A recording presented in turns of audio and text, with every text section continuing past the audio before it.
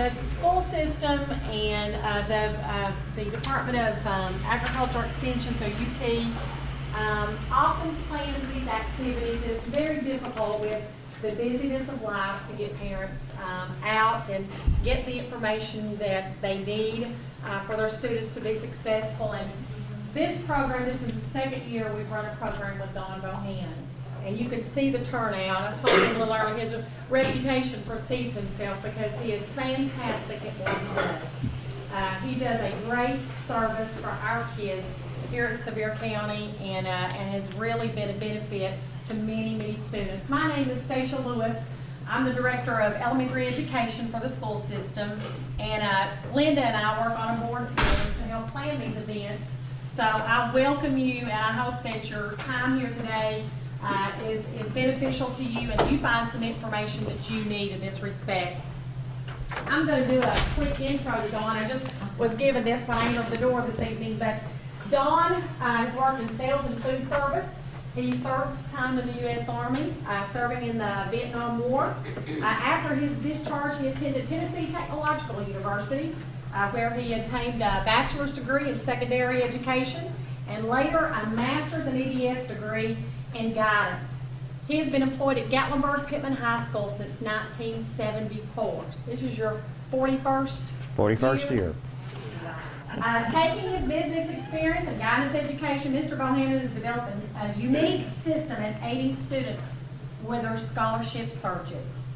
It's a planned program which makes extensive use of student profiles and resumes. The portfolios act as a marking tool for every student. The Student Portfolio Program is so successful that the National American Testing Program, the ACT, that many of you are familiar with, now uses part of his program in our National Financial Aid Seminars, which are conducted all across the nation. Mr. Bohannon is going to share his program with you tonight, so hopefully you will be able to use some of his strategies in compiling what you need for your college students. So without further ado, Mr. Don Bohannon. Thank you. Telling me that it reminded me of me being drafted in Vietnam. It turned out to be a wonderful thing for me, but at the time I didn't particularly like it. You can still see the scratch marks on the porch where they came and got me. But my company commander happened to be from Cookeville, Tennessee. Now, you students don't want to get in college the way I'm going to tell you, okay? But then you could get 3 months early out of Vietnam. If your company commander approved, you go into college. So I bounced in the CO's office there, and I said, "Sir, I'd like to get the 3 months early out for college." And he said, "I'll tell you what, Sergeant Bohannon, I will sign these papers if you go to Tennessee Tech." I said, "Where's the dotted line?" But he knew, and I knew I could go anywhere I wanted to. So I wrote my wife and said, "You know, go up to Cookeville, Tennessee, check this Tennessee Tech out, and see if you think I'd like it." And she said, "This would be a wonderful school for you. Besides, the merit apartments there are only $60 a month." So that's how I wound up at Tennessee Tech. And I started out in advertising, sales, that type of thing. But then I started taking psychology classes and went over to the dark side here. So, but that just goes to show you, if you don't know what you're going to do right now and you start outing something in college, don't feel like you have to make up your mind right now. That's the fun thing about your freshman and sophomore year in college, is you can, experience different courses and find out what you like to do. And so I'm never upset with students who say, "Mr. Bohannon, I want to go to college. I really don't know what I want to do." That's not a big problem, okay? You are going to find out when you get there. But anyway, when I got out of the advertising into the guidance field, I felt like that I had learned some things in advertising that I could actually market students with. So I combined both worlds, I could see. I always think of myself, students, as your agent without the 10%. You don't even have to pay me that, okay? But as your agent, as your salesperson, I'm only as good as a product I represent, which is you. You know, they're not going to look at my record. They're going to look at your record. And I'm going to show you tonight how exactly to do this. I'm going to give you, if you've seen this little sheet here, this is going to act as a formula for you. And if you will follow it, I guarantee you, you will have success.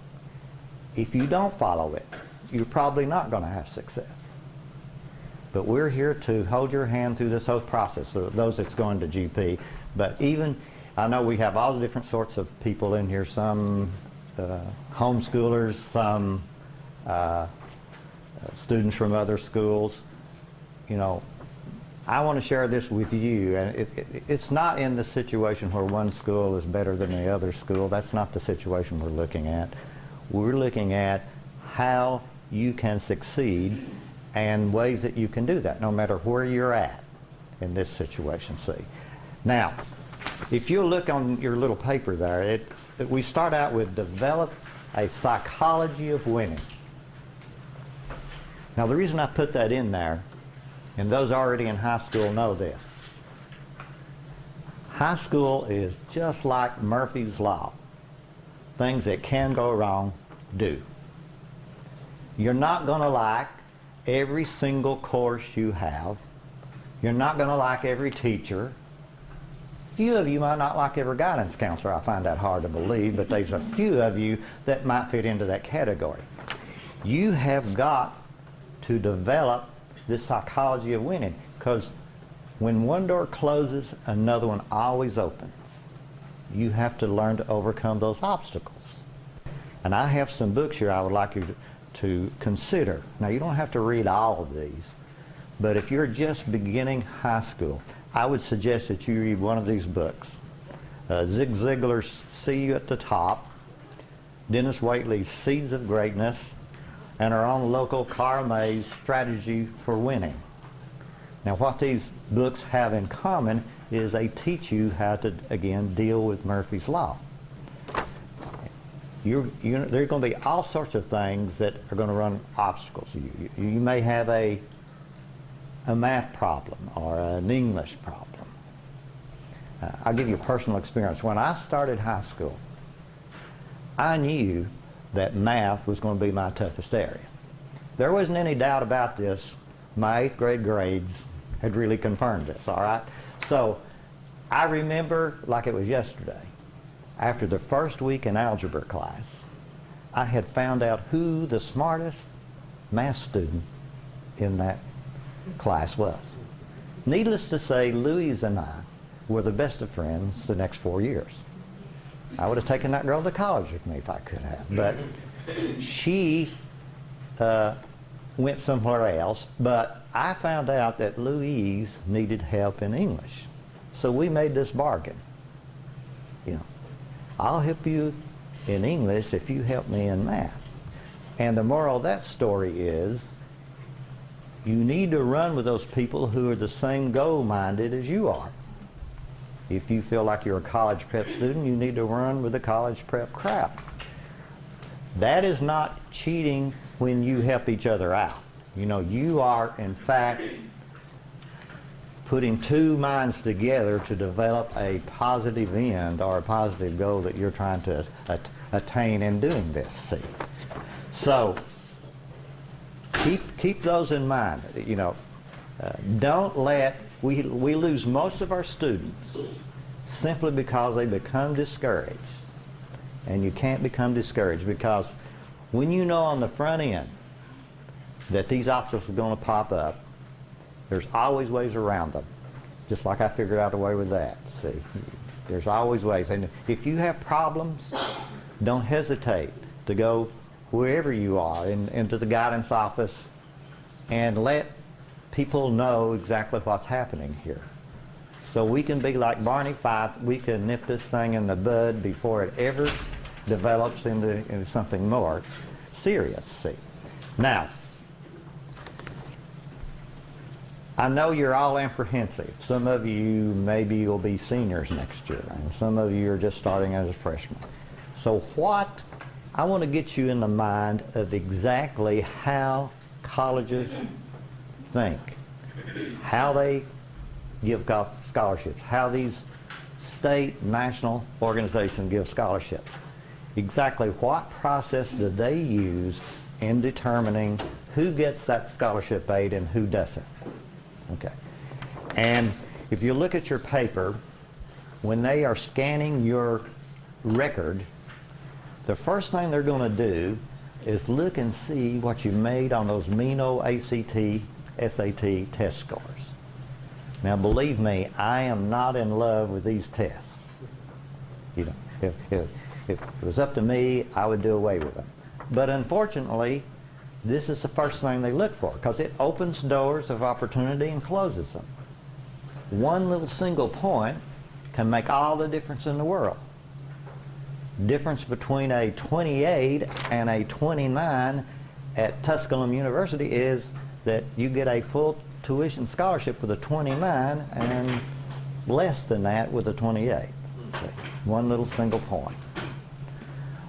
Or when it comes to maybe programs like the Tennessee Ned McWhirter Scholarship, which is a $24,000 scholarship that's open to every student in this state who may be, you know, in terms of thinking that you will go to a public or private college in this state.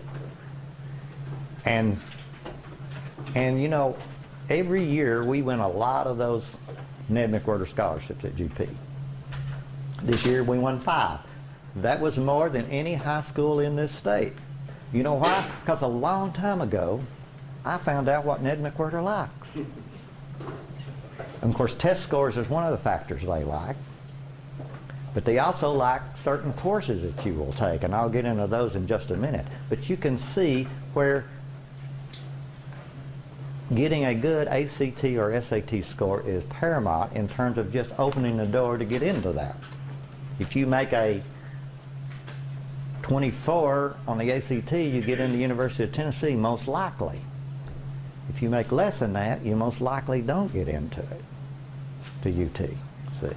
So we've got to come up with a plan whereby we can score the best way we can on these tests. So, how are we going to do this? Well, first thing I want you to do is purchase you a software program that's got ACT and SAT on it. Something from the major testing companies like Princeton Review or Barron's, whatever's on sale, and it doesn't have to be new. Okay?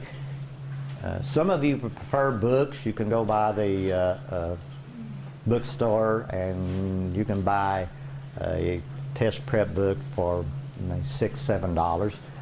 Or you can go online, maybe at eBay or Amazon, get you a 2005 model, which is just as good as the 2012 model because these tests hadn't changed since 2005, okay? I had a girl that got one a year before last for $8.95. If you go out and buy these retail, they're probably going to cost you $50 and up. No use paying that price for these. You know. But even if you did, it'd be worth it. Okay. Anyway, you get your software program or the books, and then you have to faithfully, now listen to me students, spend 1 hour a month working on test prep, working on the ACT and SAT. Now I didn't say an hour a day, not an hour a week. I said 1 hour a month. Doesn't sound like much, but you multiply this 4 years, you're putting in a lot of hours on ACT and SAT preparation. Now obviously as a counselor, I can't be at home, if you're at our school, I can't be at home seeing that you do this. This is where you parents come into play. See, you have got to be my aid in this situation. 1 hour a month, students, it's not going to interfere with your social life, your texting, those telephone calls, you know. You're going to wake up one Saturday morning, even if you, or maybe Saturday afternoon, and you got 1 hour that you can put in to do this. Some of you could even do it once a week, but I'm not asking that much. I'm asking 1 hour a month, okay? And you faithfully do this. You're going to be the tortoise and a tortoise in the, the hare and the tortoise race here, okay? That's not going to hurt anybody. This whole program's not going to hurt anybody if you'll do it meticulously, but you got to be faithful in doing this. You do not have to be a mental genius to get into college or get scholarship aid. What's the most important thing to do is your ambition and your dedication. And you have to follow through with this, okay? So you spend that 1 hour a month. And then every fall, when you are a freshman, sophomore, and junior, I would recommend that you take the PACT, PSAT tests. These are junior versions of the real ACT and SAT. At GP, we don't put these on your record. But again, even if they did put them on your record, I think, and it does cost to take these, usually about $10 per test. So that's $20 you're investing in taking these tests. Now, the reason that I would recommend that you take these tests is because, of course, they're good practice for the real ACT and SAT. And even though you work that hour a month on your ACT and SAT, there's nothing like sitting down, taking a test under testing conditions so you know where you're at, see? And that way you can gauge yourself. Now, I would not recommend you taking a real ACT and SAT until you have finished the following classes, at least Algebra 1, Geometry, and Algebra 2. Because when you take a real ACT, it does go on record. And true, they will take your highest ACT over the years, okay? But I really don't see the advantage of taking a real ACT when it's testing you over courses that you've not had. It doesn't make much sense to me. But if you do take the practice test, then this will not go out for public consumption. The colleges won't know anything about it until you actually take a real ACT and SAT. So if you would, consider taking those, and of course every fall at GP, I'll go around to all the classes and give them the little registration form for them to take home and fill out, and you bring back your 10 or 20 bucks, whatever test you want to take. And now I was a freshman once, and I know the chances of all of those getting home are practically zero, okay? So if you are going to our school and after about the third week of school you don't see one of those little registration forms, I would advise you to call the guidance office, and I would either put one in the mail for you or you could come up and pick one up. Now, the third thing that we can do as far as improving ACT and SAT scores, and you'll see that 3 times in big exclamation points there, is read, read, read. Now, why is that so important? Well, reading constitutes 90% of ACT and SAT testing. There's reading in every single section of that test. Okay. There's reading in the math. There's reading in the science. There's, of course, reading in the reading, of course, and the English. See, a lot of students will pop into my office and they say, Mr. Bohannon, I really did good on questions 1 through 20, but from 20 to 30, I basically had to guess because I ran out of time.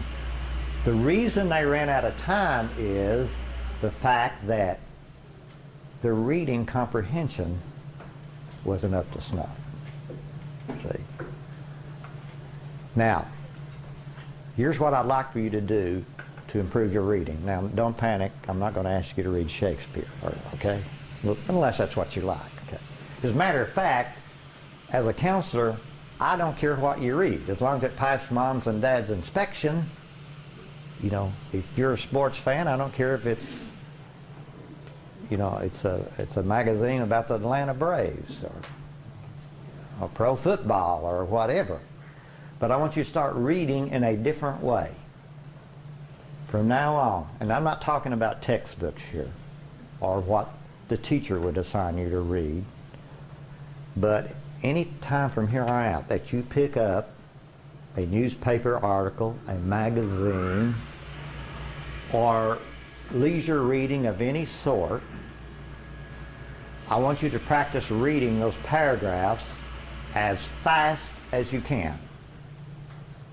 Now, even if this seems awkward and you don't remember what you read, again, if you'll do this over and over, you get in a habit of doing this over and over, you will find out by the time you start taking the real ACT, not only do you finish that test on time, but you actually have time to go back and check your answers. See? So, anyway, that's our testing strategy. Okay, that's the first thing they look for, right? The second thing they're going to look for is the actual courses you take in high school, especially in your core areas, your English, your math, your science, your social studies. This constitutes 90% of what colleges, what state, local, and national scholarship organizations look at when they look at your record. Now, they're going to look at what you take before they look at what you make. Now, you may have heard the story, well, I'm going to take a standard class because I know I can get a better grade in that than I can in an honors class, even if I'm qualified for an honors class. False assumption. Okay? It is better to have a C in an honors class than an A in a standard class, because colleges are no dummies, they can read transcripts. Okay? So, now I'm not asking you to take any class you're not capable of handling yet. See, when you come in as a freshman, colleges are very understanding people. They know everybody's not in honors classes, you know, and they know everybody's, you know, a lot of people like me are not that good in math, you know. But your objective should be, if you are college bound, to, by the time you graduate, make it to the honors level in as many of these 4 core areas as you possibly can. Now, let me go back to myself. Would I ever made it to the honors level in math? No. But I did in the other 3. So your objective is to try to make it to the honors level in those classes if you possibly can. Now, here's what I recommend in terms of your junior and senior year. I'm a big believer in college dual enrollment classes. Wilder State comes to our high school. I think they come to most of the high schools in this county, and they offer dual enrollment courses. Okay. These are a lot of pluses for you students, because if you take these classes, you're demonstrating to the colleges, to the scholarship organizations, that you can handle college work. It's a win-win situation for you. True, it does cost some money to take these classes, but you can qualify for the college lottery dual enrollment monies, and that's separate from the monies you actually get when you get out of high school for the colleges, the Hope Scholarship. You're eligible for $300 to $600 per semester to take these classes to help offset some of that cost. Plus, the county system will pay 25% of the cost for you taking the classes. And you can then do 2 or 3 things. If you're taking classes at the high school, over your junior and senior year, you can take as many as up to 30 hours of college credit. Now, colleges go by hours rather than Carnegie units like they do in high school. It usually takes about 120 hours of college work to get a bachelor's degree, your first 4-year degree. In a associate degree, it usually takes about 60 hours to get a associate degree. So if you have finished 30 hours, then you are, in fact, going in, for all practical purposes, in your sophomore year in college once you graduate, see? Thereby, you have saved a whole year of room, board, and tuition. You know, because that's already under your belt. Now, these are transferable to 95% of all colleges and universities in the U.S. They are not transferred to some private schools, but most schools they are transferable to. So you can either graduate a whole year early, or you can do what I recommend. You can take a reduced load when you get to college, your freshman and sophomore year. See, most college students, when they take courses in college, they will take about 18 to, 17 to 18 to 20 hours per semester. That's equivalent of about 5 courses per semester. Well, if you already had 30 hours, you can wind up taking about 12 hours. Still be a full-time student. A whole lot easier. See, if you get a scholarship where it's the Hope Scholarship, the Lottery Scholarship, or a scholarship that the college has given you, you have to maintain a certain grade point average to keep that money. See, it's one thing to win it, it's another thing to keep it. And you want to keep it, see? So if you're only taking 12 hours, a whole lot easier to maintain that grade point average by taking those classes, see? Only taking 3 or 4 classes per semester. Now, or another reason for taking those classes, and I think this is the most important reason, it makes you much more marketable in terms of those local, state, and national scholarships. Because you're already showing these colleges you can do college work. You're showing the scholarship organizations like Elks and Ned McWhirter and all those people, hey, I can already do college work. So when it comes down to those tight situations where they got to pick between you and somebody else, and you've got these hours in there, see, you're going to be much more likely to be chosen. So if you had to spend your whole money to do this, you're going to get back 10 times what you put in, either by graduating early or getting more scholarship opportunities, see. It's going to pay you 10 times. I mean, if I gave you $100 and said at the end of 2 years, that's worth $1,000, you'd be pulling those $100 bills out of my hand as fast as I could give them to you. That's what you would get out of this situation in terms of taking those classes. So seriously consider that as a possibility. Now the next thing they're going to do is they're going to look at your grade point average and class rank. And of course your grade point average makes up your class rank, how close you are to the top of your class. See, every high school in this county, every high school in this whole state, public high school at least, has the same grading scale. 90 to 100 is a 93 to 100 is an A, and 85 to 92 is a B, and so on and so forth. Now, if you were a student from another state, they have different grading scales. Now, I happen to have relatives and friends who live in the state of Alabama. Okay. Now, down in Alabama, you get an A at 90 and a B at 80. Well, you come into my office and say, Mr. Bowe, that's not fair. Susie Q down here in Birmingham gets A at 90 and it takes a 93 from me. Well, colleges don't evaluate you like that. College is going to evaluate you where you graduate in your class. In other words, your class rank. They're going to look at you compared to your high school here. They're going to look at the students in Alabama compared to their high school.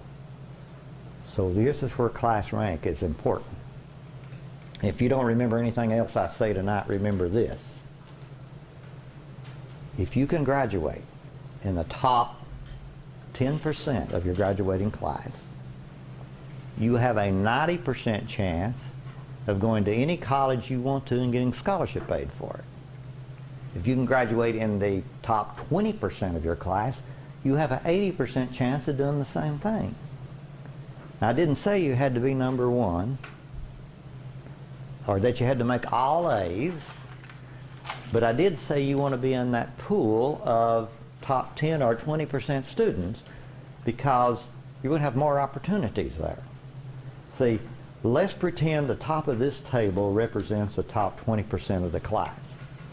Notice the sharp decline. I'm not saying if you're down here somewhere you don't get one, but you're in perilous situations right here. You're hanging on by your thread right here, see? That limb might break, and that's a pretty long fall down there. Up here, you're on solid ground. So your objective, your goal, is to make that top 20%, preferably top 10%, because that's where most of your scholarship, merit scholarship aid money is going to go. Okay. Then they're going to look at your extracurricular activities, the things you do in high school and out of high school that's not strictly associated with your grades. That's the clubs you belong to, your job, any sports activities you might do. So you're going to have to keep a record of those activities. So here's something else I want you to do. I want you to go out and invest in a little flash drive. Okay?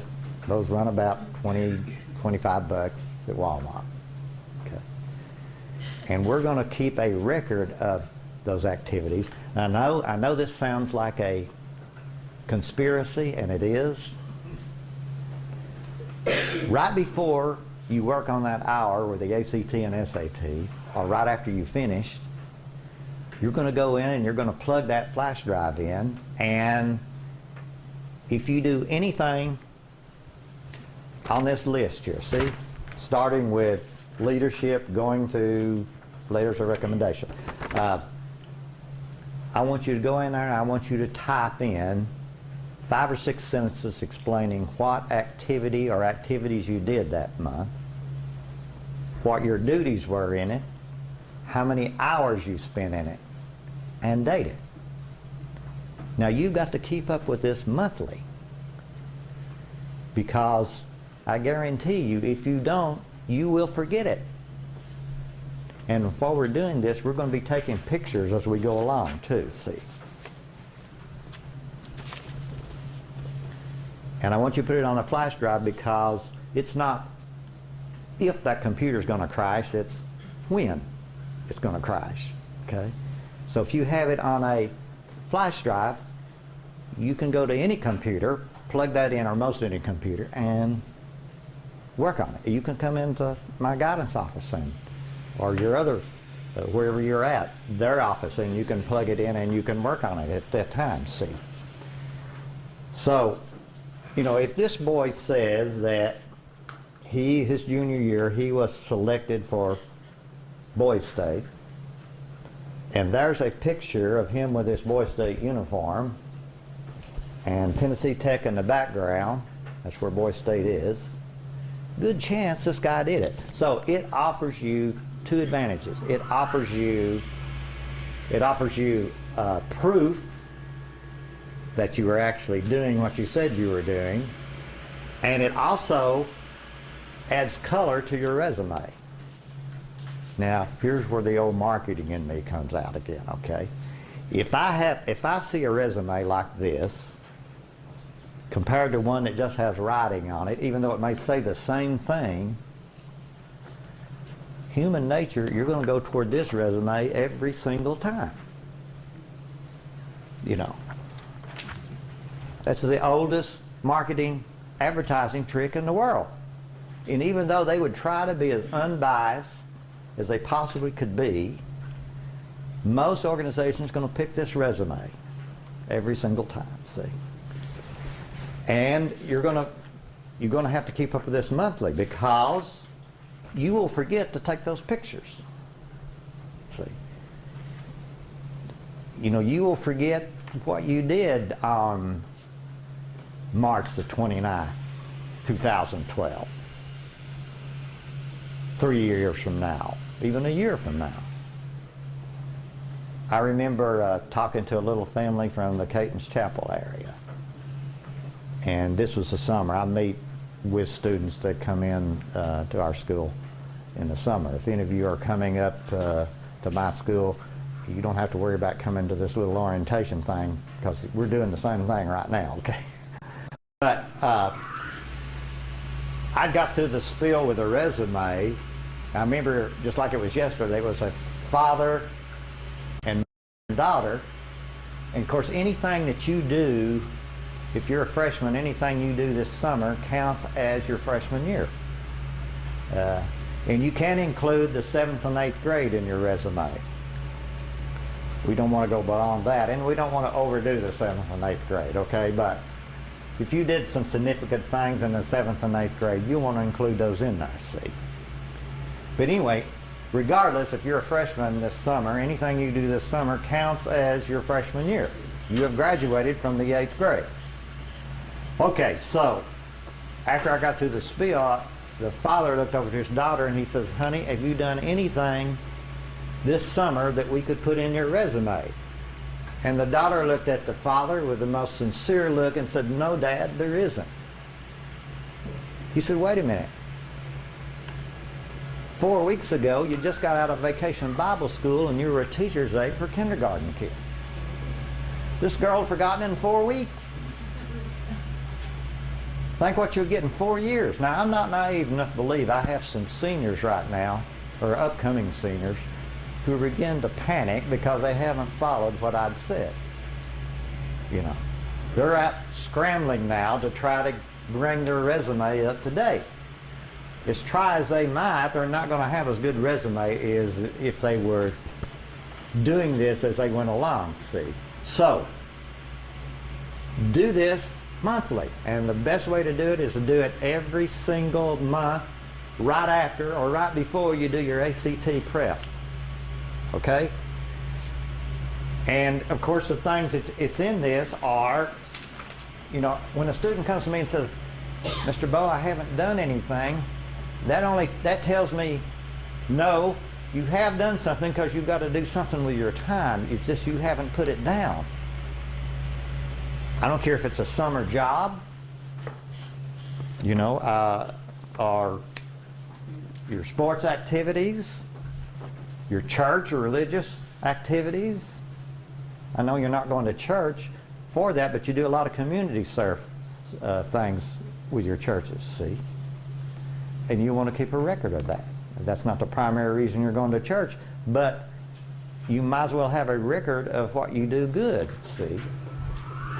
And there's not a month goes by that you can't put something in this. And if you'll do it religiously every single month, you will have an excellent resume.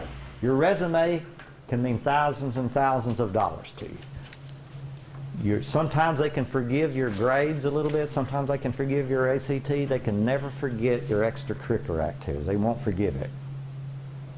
Okay? You've got to keep a copy of that, see. I have in my hands right here a $250,000 resume. That's what this student earned. 250 grand.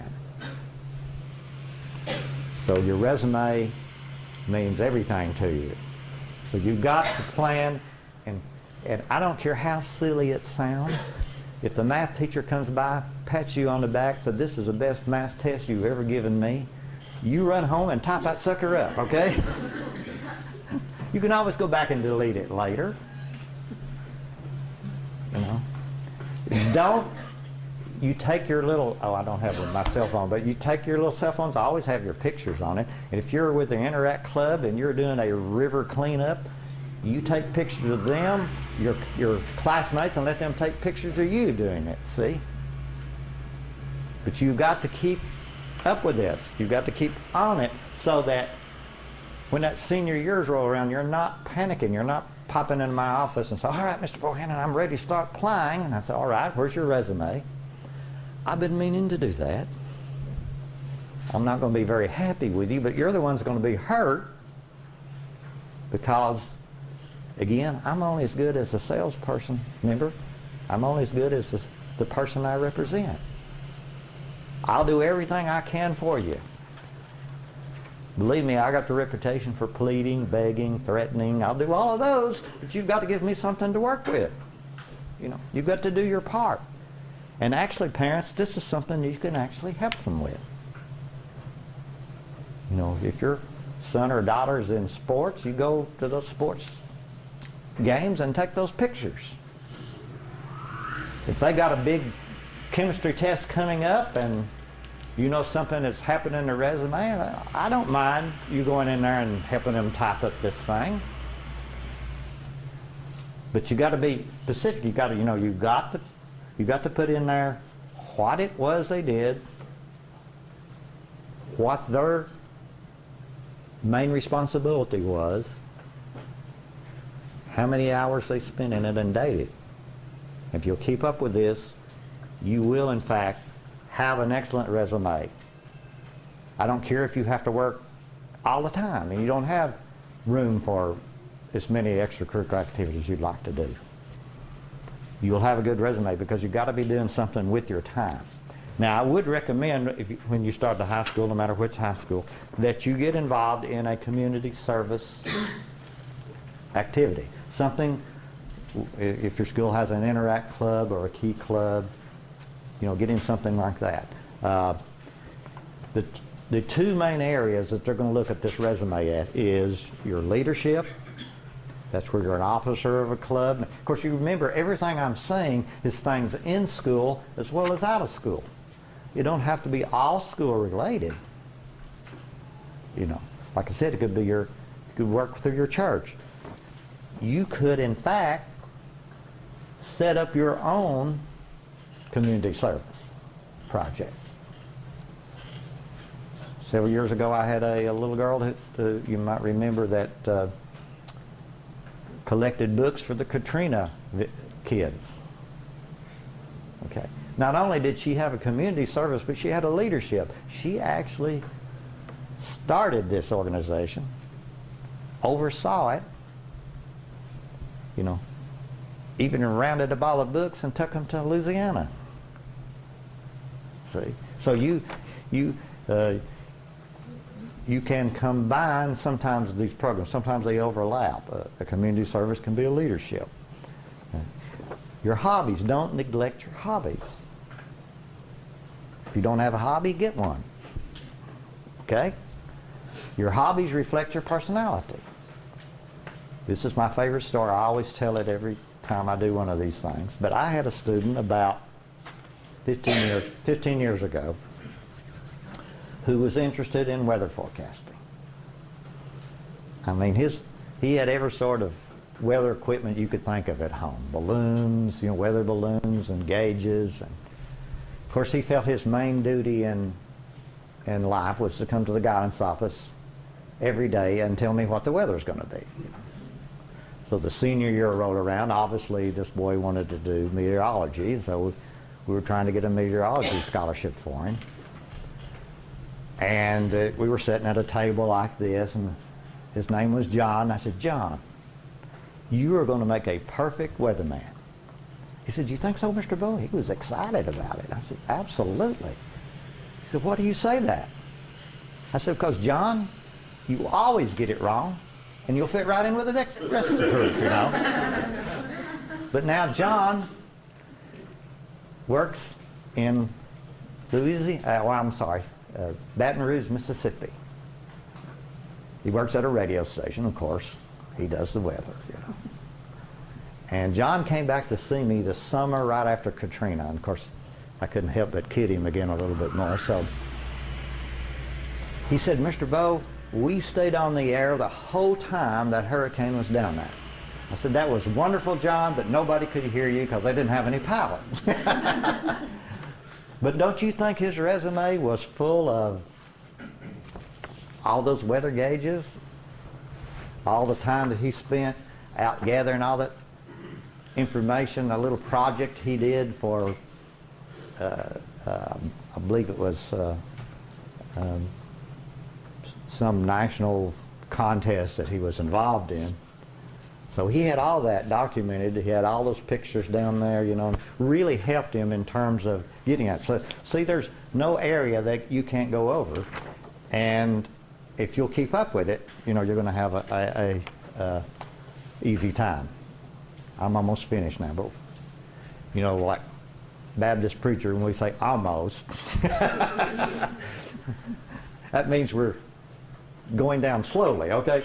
But I just got a few more areas here to cover. You're going to have to develop your communication skills. Now, your communication skills includes your oral communications, where you have to interview, and your written communications, where you have to write essays. And, you know, when you take classes in high school, like speech, drama, those things develop your oral skills too. In my office, I have compiled a list that's got about 40 to 50 most frequently asked scholarship and interview questions. And of course, I try to get to my students that list so they can practice doing that. Now, I would advise, you all to practice your interviewing techniques, because, of course, you won't interview for every single scholarship you have, but there's a significant number you will. I mean, things like Rotary clubs, the Dollywood Scholarship. You know, I had a girl one time that popped in my office. She was all excited because she got picked as one of the finalists for the Dollywood Scholarship. Then it suddenly dawned on her, hey, this is the GP reality show. Only one of us is going to get that $15,000. They don't divide that money up. And the one that does is the one that interviews the best, see. Now, at our school, we have a couple of teachers who help with interviewing. And if you go to my high school, I would advise you to get in touch with those teachers, because that can be a valuable asset for you in terms of preparing for those scholarship interviews. Now, while you will not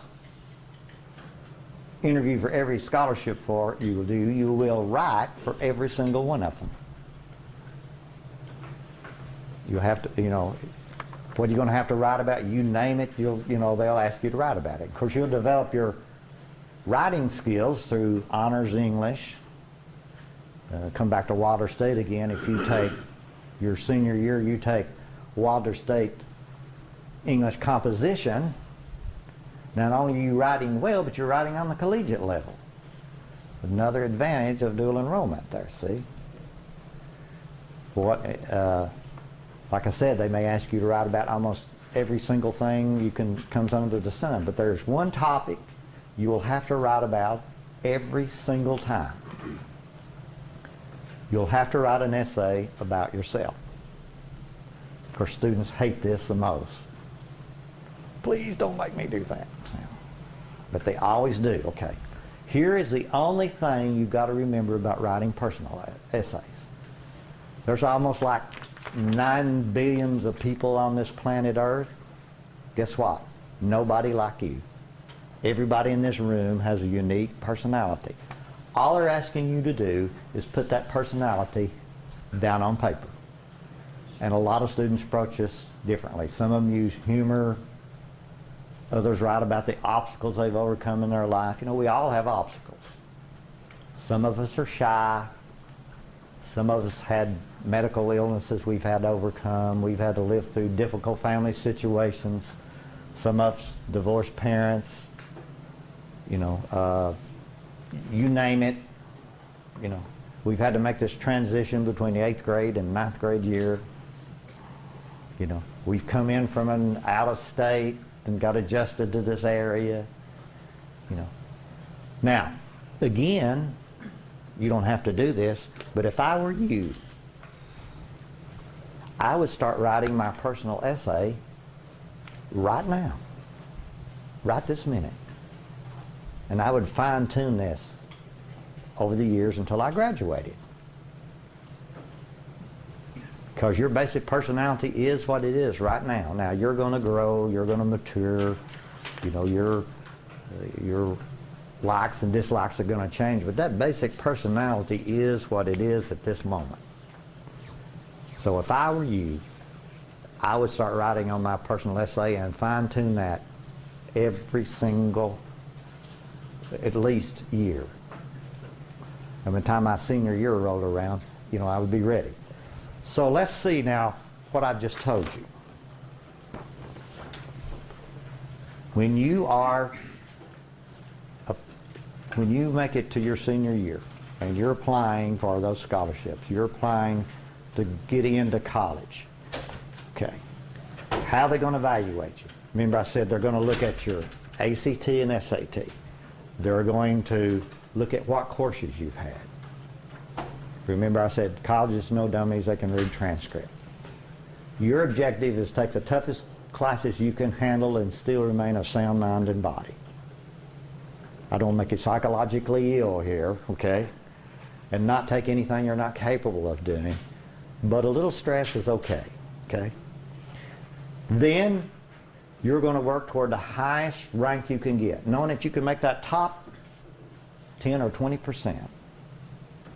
There's that 90 to 80% chance that you're not only getting in school, but you're going to get aid for it. Then you're going to develop your resume. And you're going to work on this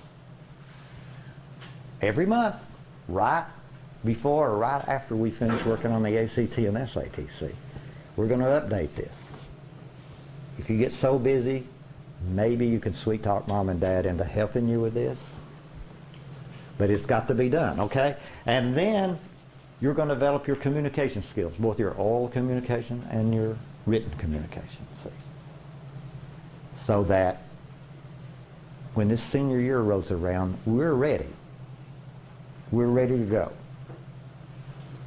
We're not going to leave you out there all by yourself.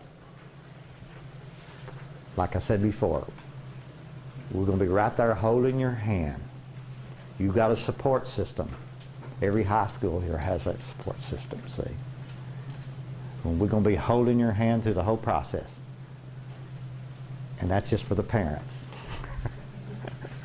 And then we are going to, you know, have all those opportunities. We're going to be ready. It's not going to be a big panic situation because we know what we've prepared before. We've got it ready to go down. Now, you can do it that way, or you can do it the hard way. You don't have to do anything I said. You know, you don't prepare for tests. You don't get your resume ready. You know, you don't try to improve your reading skills, your writing skills, your oral presentation. Senior year rolls around, you look at me, you look at the thing ahead of you, you go into cardiac arrest, we have to revive you, it's not a pretty sight, you know. So, but if you'll, again, I'm not asking you to be a mental genius here. You don't have to be. The most important thing is ambition and persistence.